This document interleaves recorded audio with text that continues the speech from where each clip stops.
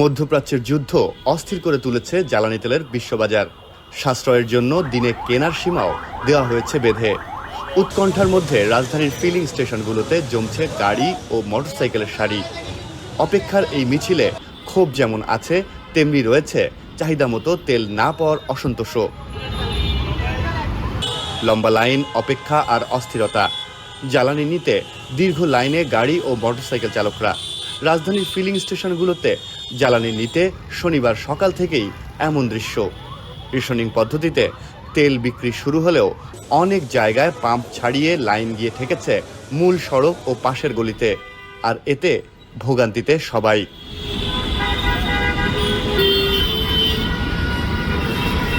তেল খেত থেকে আসলাম, ঢাকা মেডিকেল থেকে আসলাম, এখানে কোথাও তেল দিচ্ছে না। এখানে আসলাম ঘুরে ঘুরে অনেক থেকে একবার তেল নিতে আসছিলাম, এসে দেখলাম অনেক বড় সিরিয়াল, এই জন্য আর যাইতে পারি নাই। 15 মিনিট থেকে দাঁড়ায় আছি এখানে, এখন পর্যন্ত এই সিরিয়াল আল্লাহ জানে যে কতক্ষণ লাগবে।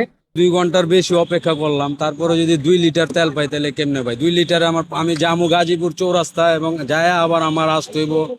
এখন মনে করেন যায়া মনে করেন তেল তো রাস্তায় শেষ হয়ে যাবো। ফিলিং স্টেশনগুলো বলছে নির্ধারিত নিয়ম মেনেই জ্বালানি বিক্রি করা হচ্ছে। একই যানবাহন যেন একাধিকবার তেল নিতে না পারে সেদিকেও রাখা হচ্ছে নজর। সরকার বলছে দেশে জ্বালানি তেলের মজুদ স্বাভাবিক রয়েছে। 4 ঘন্টা তো আমাকে অপেক্ষা করতে আছি এই তেলের লাগে। এই হাতিরপুল বাজার আছে না, বাজারের তেনে সিরিয়াল লাগাইছি, এখন আইলাম পাম্পে। আপনার সকাল 11টায় সিরিয়াল দিছি ইস্টার্ন প্লাজার উল্টা পাশ থেকে, এই মাত্র তেল নিলাম, এখন বাজে 3:44। তো এটা তো একটা রাষ্ট্রের কাছে আমরা আশা করি নাই।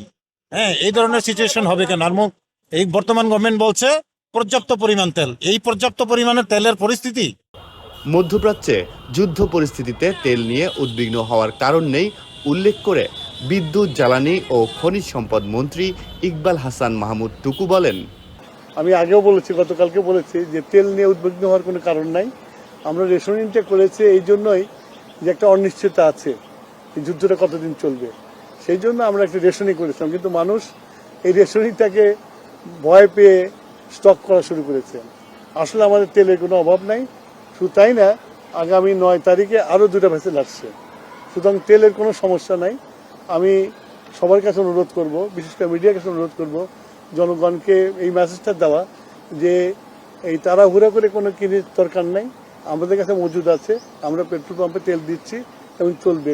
এটার জন্য লাইন দিয়ে সারা রাত জাগার কোনো প্রয়োজন নাই।